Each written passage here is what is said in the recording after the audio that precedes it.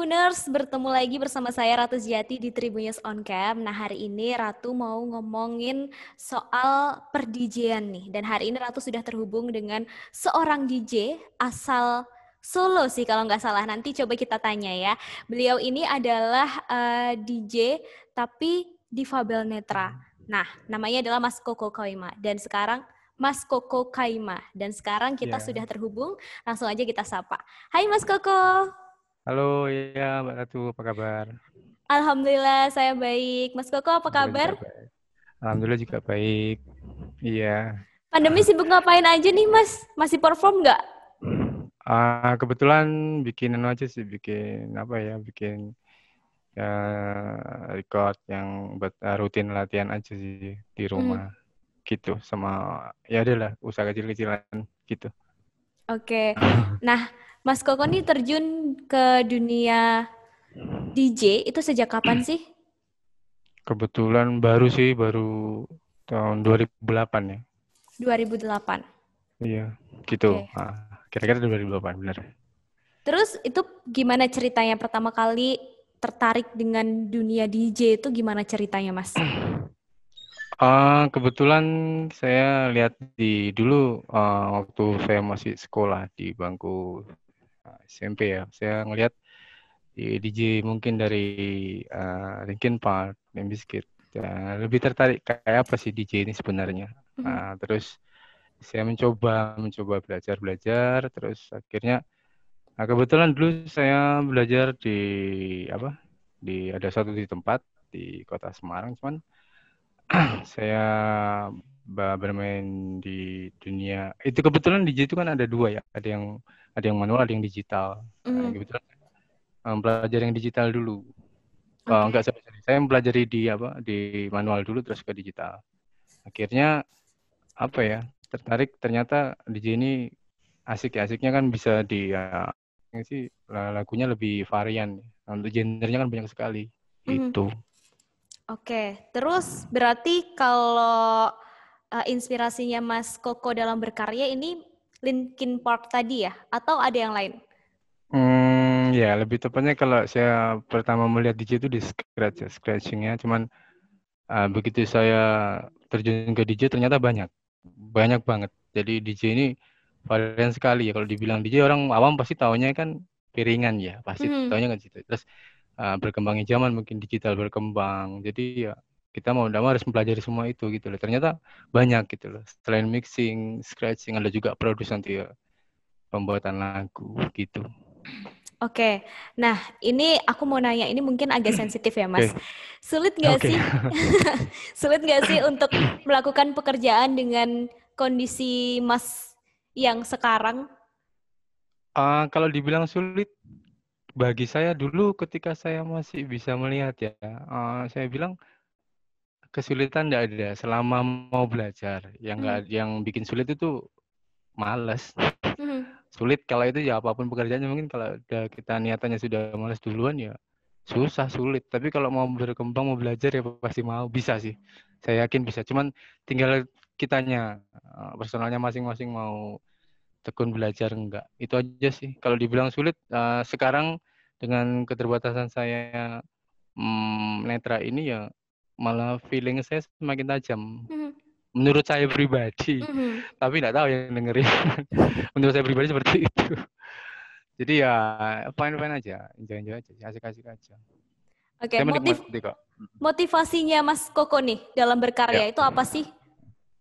Motivasi ya apa ya? Saya senang aja, maksudnya bisa ya tadi saya bilang. Jadi untuk saya dengan netra ini saya mempelajari dalam scratch lagi seperti ibarat orang memainkan gitar ya. Jadi lebih ke melodik, lebih suaranya bisa dibilang keren, lucu. Jadi tinggal kita permainan senam jari aja. Lebih asik, motivasinya apa ya? Karena hobi tadi ya Mas? Hobi terus ya seneng, lebih dari hobi. Jadi mungkin setiap jam saya ketika saya netra ini hampir tiap jam pegang alat gitu. Jadi asik gitu ya, asik aja sih. Karena asik aja. Jadi sekarang bisa dibilang kayak hobi menjadi sebuah pekerjaan gitu ya Mas? Mungkin lebih tepatnya begitu. Seperti itu. Oke. Dalam berkarya dan juga bekerja nih, Mas Koko dibantu Hmm. sama siapa sih? Ada satu teman nih yang bantu. Hmm. Kebetulan juga apa ya? eh, kebetulan yang ngurusi di manajemen saya untuk di saya di apa ya? Home industry, terus saya juga diurusi untuk manajemen ini, jadi ya ada ada seseorang, Mas Yosi. Mas Yosi namanya. Ini Iya, kayak iya, iya. asistennya Mas Koko gitu ya berarti? Kalau kalau dibilang asisten sih kayaknya enggak ya, teman dekat. Oh, Asisten teman kayaknya dekat. gimana gitu, kayak artis gede aja. Enggak sih, enggak. Ya teman dekat, tapi teman akrab gitu. Biasanya Mas Koko performnya di mana sih? Ada jadwal khusus nggak? Jadwal khusus sementara nggak ada. Kemarin waktu saya terkena disabilitas tahun 2016, saya disemangat support sama teman-teman DJ Entertain di Solo. Saya openingnya Evan Virgan dulu. Pernah sih di Lorein tahun Hmm. berapa gitu lupa. Terus habis itu di SLS di Solo Baru, Hmm. event kemarin hip hopan sih, sama komunitas hip hop juga gitu. Oke, berarti mayoritas di kota Solo ya? Di kota Solo, iya di kota Solo. Selama saya disabilitas ini dari 2016 baru di Solo sih. Nggak tahu nanti ke depannya. Baru Tapi di Solo. waktu Hmm. ya kalau saya sebelum tunanetra ini di Jogja, di Semarang, di Bandung, di Balikpapan, Samarinda, Banjarmasin. Ya lumayan lah. Nggak Udah jauh-jauh sampai banget. mana-mana ya? Mungkin. Mana-mananya bingung, nggak sampai belum. Ya kan orang berpikirnya masing-masing. Kalau di mana aja tuh kayaknya kesannya kok mendetail banget, kota ini, kota itu. Hmm. Ya lumayan lah. Dari satu kota, Jawa Timur, Jawa Barat, Jawa Tengah, udah pernah lah. Walaupun cuma tempat tempat satu orang, satu satu space Hmm. gitu. Nah, itu pernah Oke. ke Kalimantan, pernah gitu. Oke, nah ini aku mau nanya juga, ini soal peralatan yang dipakai sama Mas Koko. Itu apakah Ya. peralatan yang sama dengan dipakai oleh DJ-DJ lain atau peralatan khusus, Mas? Jadi gini, kalau makanya saya tadi bilang dari awal kan, Mbak Ratu tadi bertanya kalau bahwasanya DJ ini kan banyak ya alatnya ya. Hmm. Hmm. Ada yang pakai manual, ada yang pakai digital. Jadi kalau yang saya pakai kebetulan manual. Jadi Yang manual. yang di belakang saya ini kan Hmm. apa? Turntable, Technic SL1200 MK 2 gitu. Jadi sama mixer Ranis 6262. Jadi nggak ada pengkhususan. Kebetulan saya begitu netra, saya pikir manual mungkin lebih simpel gitu aja sih. Hmm. Saya pakai turntablist dan saya suka scratching, ya udah saya pakai turntable. Digital juga bisa scratch, cuman lebih manual aja, lebih Hmm. simpel aja. Saya menyimpelkan saya sendiri gitu. Kalau Ya. di digital kan banyak knop-knopnya tuh. Hmm. Salah pijit nanti. Maksudnya gitu. Iya. Soal pakai alat yang manual, apakah Ya. cuman karena simple aja atau karena ada kelebihan lain, Mas, dibandingin alat yang digital? Hmm.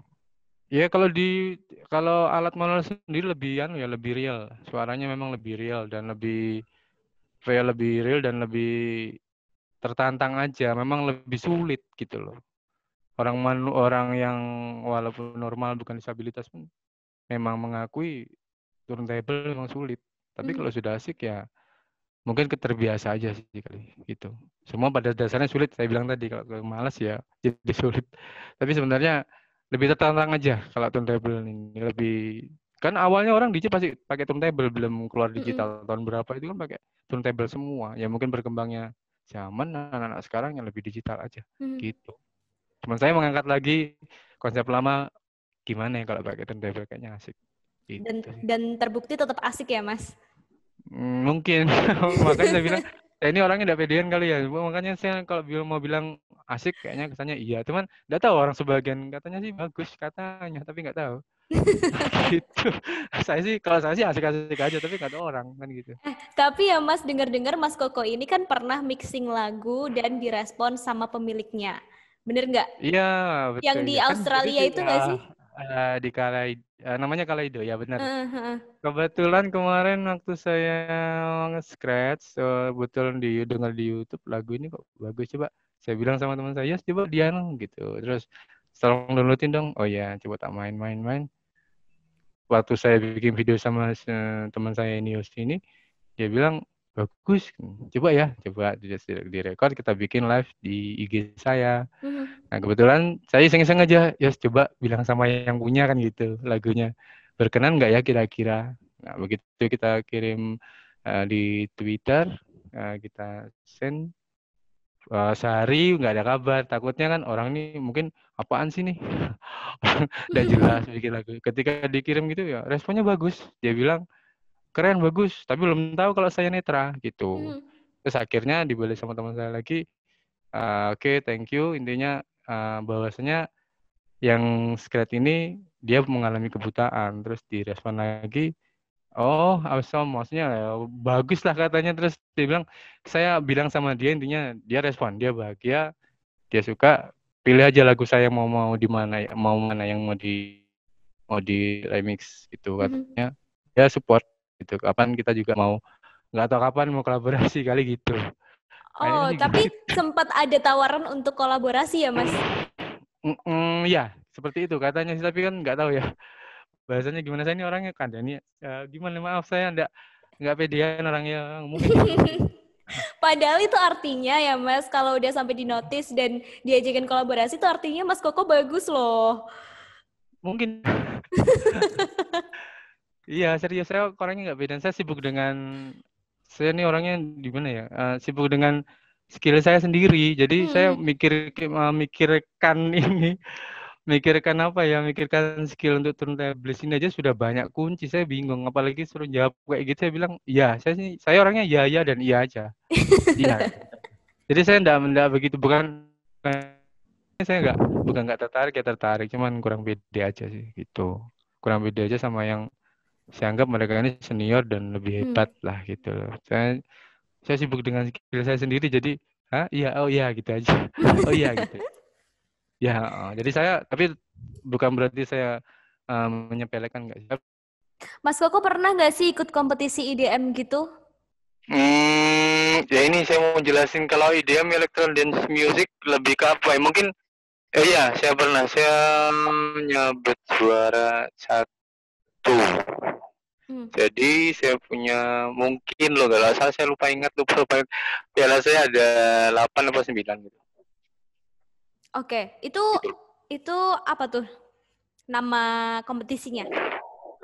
Saya pernah ikut ini di Jasa Jawa Bali.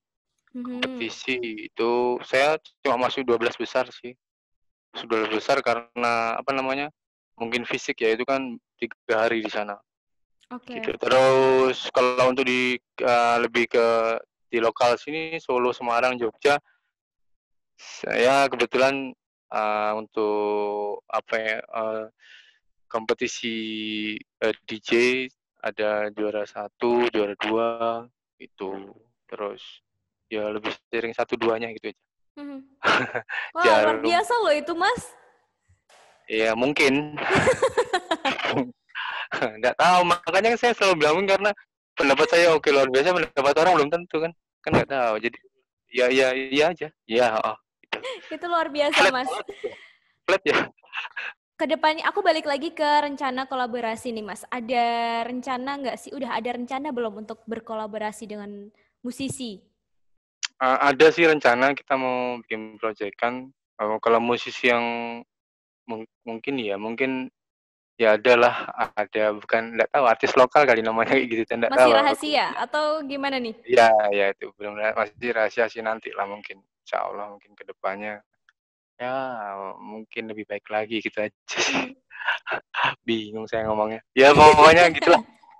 Kalau Gitu pokoknya. kalau single atau album ada rencana untuk membuat atau malah udah ada nih?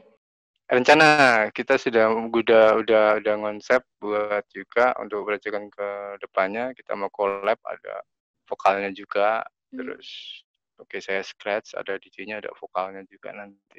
Ya baru plan sih, cuman mudah-mudahan aja jadi. Amin. Tunggu aja. Setelah pandemi atau akan dikerjakan saat pandemi? Kalau dikerjakannya yang mulai sekarang sih, cuma kan Mulai nanti sekarang. mungkin kalau udah nggak pandemi lagi kan kita udah siap rilis. Apa ya bahasanya, Oke. rilis kali ya?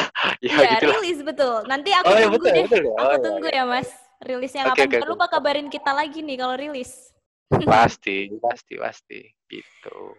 Support sistemnya Mas Koko dalam berkarya nih siapa aja sih? Support system. Siapa yang support system ya? Banyak sih teman-teman, mungkin lebih dekat, teman-teman dekat aja sih. Terus apa lagi ya?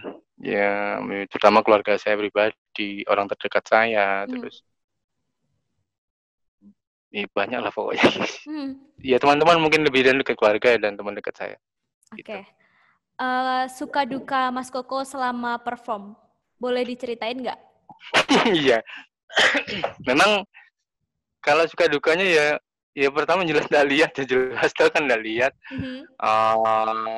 Lebih apa ya, lebih nggak kayak dulu kan saya nih kalau main kadang lari ke sana lari ke sini, suka ke crowd, suka kemana-mana, nggak di tempat. Sekarang ya mau nggak mau diam di tempat, terus lebih kayak dulu lebih nge-explore, sekarang nge-explore di tempat aja sih. Stay di tempat nggak kayak dulu. Ya dukanya ya itu tadi saya bilang, walaupun rame kayak apa saya nggak lihat. Ya tahu katanya rame beneran loh, kok rame ya, tapi ya iya gitu aja, saya nggak tahu gitu, katanya rame banget, kalau kamu yang main pasti rame banget sih, iya gitu. Iya pokoknya iya. Tapi kan, Ya gimana. tapi Mas Koko kan bisa dengar suara crowd-nya kan? Kan Kedengeran nggak sih? nggak Atau kalah kedengeran sama kalau suara sound-nya? kecuali kalau saya crowding mungkin saya close untuk di master volumenya saya tutup untuk nyanyi bareng apa gitu ya kedengeran. Oh ya rame, ngetes gitu aja sih sebenarnya. Oh rame gitu aja sih. Ngajak crowding para crowdnya kayak nyanyi bareng pas ada ya, mungkin ada pas intro, pas apa ya, pas downbeat ya ada vokal gitu ya. Oh iya kedengeran gitu. Tapi banyak nggak kedengerannya, kadang ya namanya orang kan biasanya ya ada yang seneng ada yang enggak. Oh kayaknya dikit gitu. Tapi yang ngasih tahu teman-teman rame banget tuh kok. Oh iya. Ya jengkel juga sih kadang. kayak dibohongin gitu ya. Merasa dibohongi gitu ya. Kayak dibohongin tapi beneran rame, katanya sih gitu. Makanya saya ini nggak percaya diri, orangnya susah, jadi masa sih mau nonton DJ Netra gitu aja sih. Padahal mereka support. Tapi buktinya Mas Koko juga banyak job kan, berarti yang suka sama Mas Koko tuh banyak juga. Mungkin. Ayo Kalau dong banyak Mas job PD, enggak. aku nih berusaha membangkitkan PD-nya Mas Koko loh. Oke, ya, makasih. Tapi emang aku orangnya gini sih, ya bukan nggak banyak ngomong sih. Kalau aku mungkin kalau ngobrol ke sehari-hari mungkin rewel, cuman kalau giliran ketemu yang mungkin formal, mungkin apa ya, lebih diem karena takutnya dibilang jumawa. Gitu. Makanya mending santai aja. Yang penting lihat skill aja kayak apa ya, berkenan. Oke, enggak ya udah gitu. Gitu kalau saya. Oke, Gitu. yang terakhir deh Mas, ini harapan Mas Koko untuk karir kedepannya apa? Mungkin lebih baik aja lagi dan saya akan lebih berusaha untuk menjadi yang lebih baik lagi dari sekarang. Itu aja sih. Saya akan buktikan bahwasanya saya bisa. Saya akan melebihi yang mungkin dikira orang. Jadi mungkin kalau bisa saya dianggap biasa-biasa aja. Jadi netralnya nanti dulu. Yang penting saya tetap harus bisa, saya harus maju dengan cara apapun. Maksudnya positif gitu loh. Saya akan belajar terus. Gitu. Oke, siap. Ini Mas Koko mau tampil ya sekarang ya? Kayaknya. Yang nyoba lagunya ini si Kalaido. Oke, boleh silakan Mas.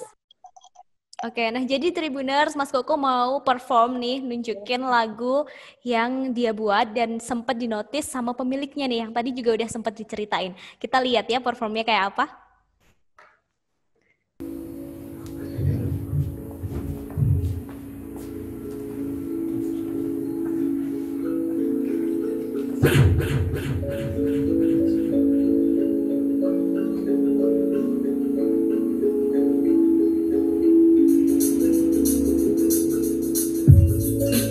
Yeah.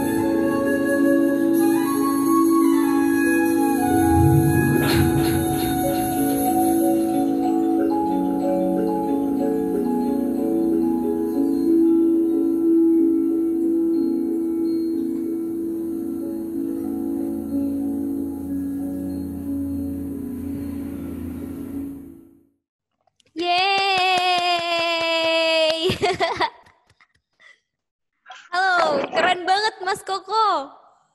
Oh ya, thank you. Ya, ya gitu ya, ya, ya, ya. Ada Makasih. satu pertanyaan nih dari aku. Itu Ya. pakai penutup mata itu memang jadi ciri khasnya Mas Koko atau gimana? Kan gini, kalau secara view mungkin orang melihat saya kan seperti tidak buta. Hmm.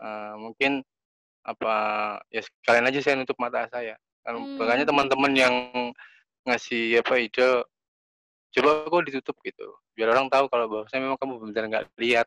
Hmm. Soalnya kamu kelihatannya kayak nggak kayak gitu loh, kayak nggak netra. Makanya coba ditutup sekalian aja biar orang tuh mungkin wow gitu kali. Kok bisa ya gitu. Hmm. Sebenarnya buat meyakinkan orang-orang aja yang lihat. Saya benar-benar lihat gitu. Soalnya Oke. kalau saya nggak pakai gitu orang taunya normal-normal Normal aja. ya.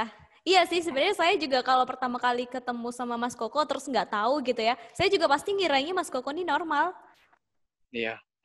Karena nggak ada. Iya, mudah-mudahan bisa normal lagi. Amin. Anyway, terima Iya. kasih ya Mas Koko sudah Iya, menyempatkan sama-sama. Thank you untuk Mbak Ratu. ngobrol-ngobrol bareng Ratu hari ini. Mm-mm. Terima kasih. Terus sukses terus buat Mas Koko Amin, untuk amin. karirnya dan ditunggu juga untuk Iya. single, kolaborasi dan juga Iya. albumnya. Oke? Oke, thank you. Terima kasih, dah Mas Koko. Iya, sama Mbak Ratu. Ya, oke, yaudah. Terima kasih sudah nonton. Jangan lupa like, subscribe, dan share ya.